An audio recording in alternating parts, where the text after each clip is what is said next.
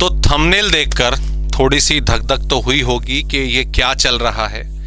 Fail होने की तैयारी तो सर हम नहीं कर रहे, ऐसा तो कोई मतलब उद्देश्य नहीं है, कोई ऑब्जेक्टिव नहीं है। बट हाँ, मुझे लग रहा है आप में से कई सारे कर रहे हैं, फेल होने की तैयारी ही कर रहे हैं, क्योंकि यहां पर कुछ ऐसी चीजें जो आपकी रेगुलर लाइफ में, डेली लाइफ में दिखाई दे रही हैं। जब आपके क्वेरी सेशन शुरू होते हैं और आप में से कईयों की क्वेरी आती है, तो ये सारे फैक्टर्स, ये सारे पॉइंट्स सुनने को मिलते हैं। तो जब अगर ये पॉइंट्स आपके लाइफ में चल रहे हैं रेगुलर बेसिस पर, पढ़ने का तो मन है, एग्जाम देने का तो मन है, सिलेबस तो कवर कर रहे हैं, लेकिन ये कुछ फैक्टर्स, ये कुछ पॉइंट्स डेली बेसिस पे आपकी लाइफ में दिख रहे हैं, तो माफ कीजिएगा, तैयारी फेल होने की है।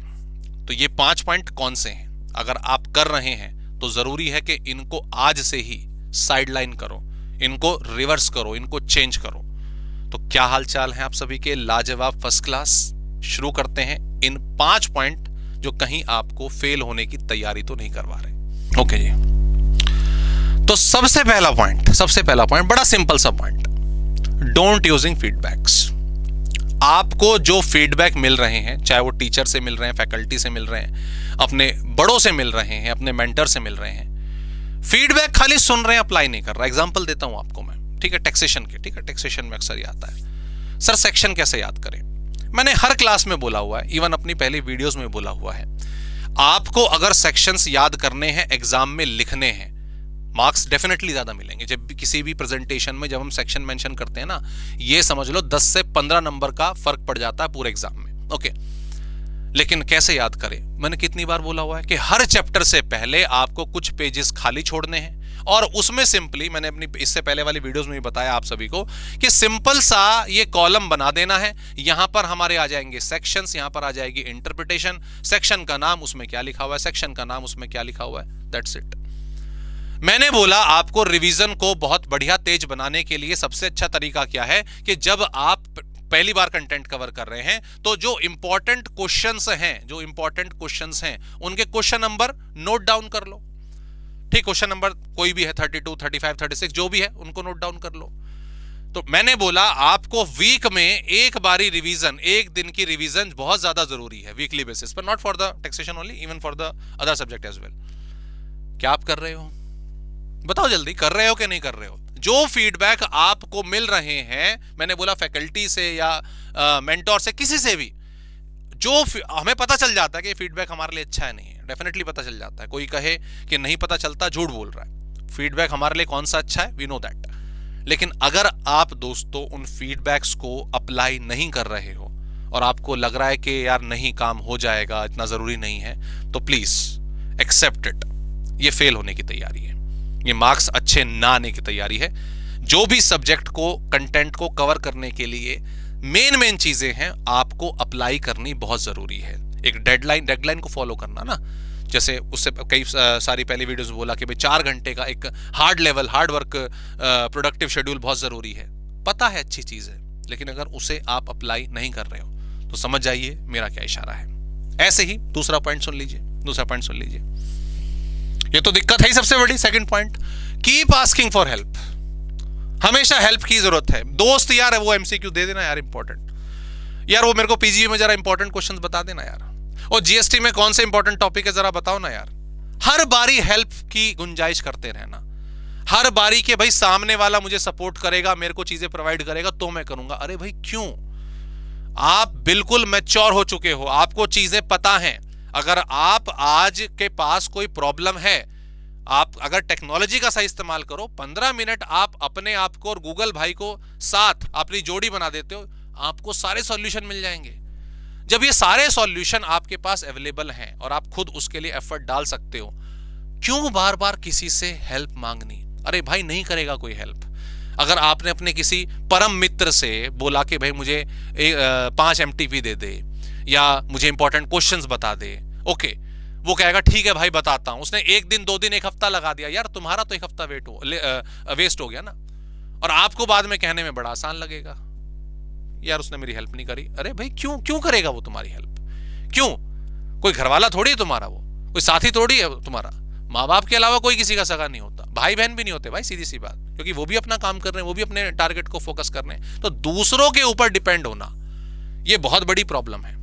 आपके पास अपना कंटेंट है, अपनी चीजें सर्च करो, कुछ भी चीजें आपको अप्लाई करनी है, कुछ नई चीजें चाहिए, इंतजार बहुत बुरी चीज हो जाती है, स्पेशली जब हम पढ़ाई करते हैं। तो इस हैबिट को अगर आप लगातार कर रहे हो, बर्डन दोस्तों पे डाल रहे हो कि यार दे देना यार, नहीं, गलत, स्ट्रॉन्ग। अपनी तैयारी खुद रखो, खुद रिस्पॉन्सिबल बनो चीजों के लिए, राइट। तो ये दूसरा फैक्टर जो आपको ध्यान रखना है। तीसरे की बात करते हैं, बड़ा अच्छा पेरेटो प्रिंसिपल है, 80-20 प्रिंसिपल। What is 80-20 principal? आप में से कईयों ने सुना होगा, ओके, कि हमारा 80% वर्क 20% रिजल्ट देता है, और हमारा 20% वर्क 80% रिजल्ट देता है, हमारी एक्टिविटीज। तो इंपॉर्टेंट नीचे वाला हो गया, आप उसे रिवर्स करने में लगे रहते हो, ये वाला रिवर्स करने में। मोस्टली आप उन एक्टिविटीज में इन्वॉल्व हो, उन 80% एक्टिविटीज में इन्वॉल्व हो जाते हो जो आपकी लाइफ का, आपके कंटेंट का, आपकी पढ़ाई का कह लीजिए 20% रिजल्ट निर्धारित करते हैं। तो आप क्या कर रहे हो? रिवर्स चीजें कर रहे हो, रिवर्स 80-20 प्रिंसिपल कर रहे हो।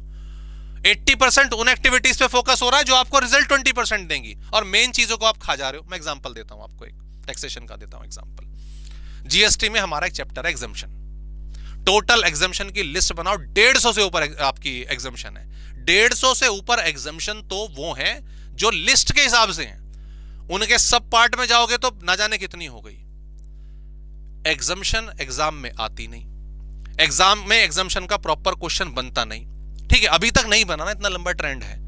लेकिन आप अगर एग्जम्पशन पढ़ने बैठ गए तो आपका कितना सारा टाइम खराब होगा, और इस चक्कर में जो बाकी इंपॉर्टेंट टॉपिक्स होते हैं उसको हम मिस कर जाते हैं।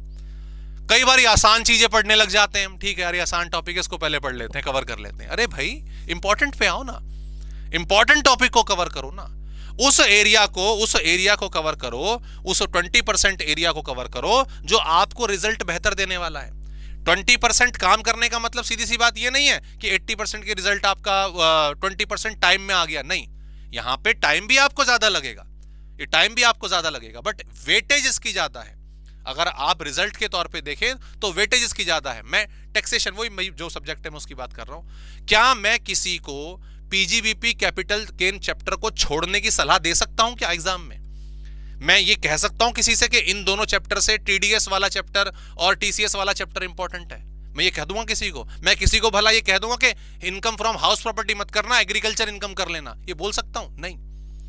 तो जो हमारी मेन एक्टिविटीज होती हैं, इसमें डेली लाइफ भी है, चाहे वो टीवी देखना है, वो सोशल मीडिया पे एवी मस्ती करना है, दोस्तों से गॉसिप करना है, सिरदर्दी लेना, कुछ भी है, ये रिवर्स साइकोलॉजी, ये रिवर्स 80-20 प्रिंसिपल है जो आपको बहुत गड़बड़ में डाल सकता है। तो अगर ऐसा हो रहा है, इसे हटाओ भाई, इसे आज ही हटाओ, ये बहुत जरूरी है। ओके, अगला पॉइंट अगर हम देखें, ये तो भैया इसने परेशान करा हुआ है। डिस्ट्रैक्शंस को आप सभी इतने प्यार से बुला लेते हो, ठीक है, बैठे हैं भाई, मोबाइल का, मोबाइल नहीं लेके, मान लो मोबाइल है, मोबाइल पे बैठे हैं, ये मेरी यहाँ पे बुक पड़ी हुई है, बुक मेरी यहाँ पे रखी हुई है, क्वेश्चन चल रहा है जी, हाउस प्रॉपर्टी जीएवी। ओहो, दोस्त का मैसेज नहीं आया यार, बहुत देर हो गई, शाम को घूमने गया था, बता नहीं रहा क्या हुआ। अगला क्वेश्चन देखो क्या मैसेज आया, नहीं, अरे फिर नहीं आया, ओहो, चल मैं ही कर देता हूं। अरे भाई इसे थोड़ा दूर फेंक दे यार, इसमें आग दे दे भाई, ठीक, थोड़े साइड कर दे इसको। इतनी डिस्ट्रैक्शन इतनी आसानी से, भाई आजा शाम को चाय पीने, आ चल खेलने चलते हैं, क्रिकेट खेलने चलते हैं, यस कहना इतना आसान है आप लोगों के लिए, जबकि नो कहना जरूरी है। नहीं भाई, मेरे लिए मेरा टाइम इंपॉर्टेंट है, मैं नहीं पढ़ना चाहता आपके साथ इस समय अननेसेसरी की जो टॉक्स हैं, एक्टिविटीज हैं, नहीं। अब इसको कनेक्ट मत कर देना पहली वाली वीडियो के साथ कि सर वहां आपने एंजॉय करने के लिए बोला था, रेस्ट एंड एंजॉय भी जरूरी है। रेस्ट एंड एंजॉय तो तब होगा ना जब आप कुछ काम कर रहे हो, रेस्ट ही रेस्ट चल रहा है, तब थोड़ी ना मैं आपको एंजॉय करने के लिए बोल दूंगा।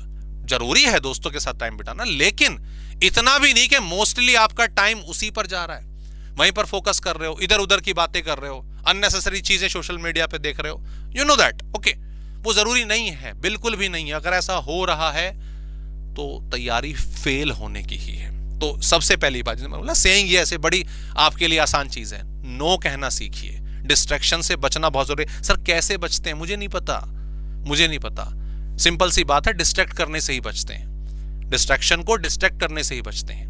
और वो आपको कि आपको अपना लाइफ का गोल क्लियर होना चाहिए। ये चीज मेरे लिए प्रोडक्टिव नहीं है तो नहीं करनी।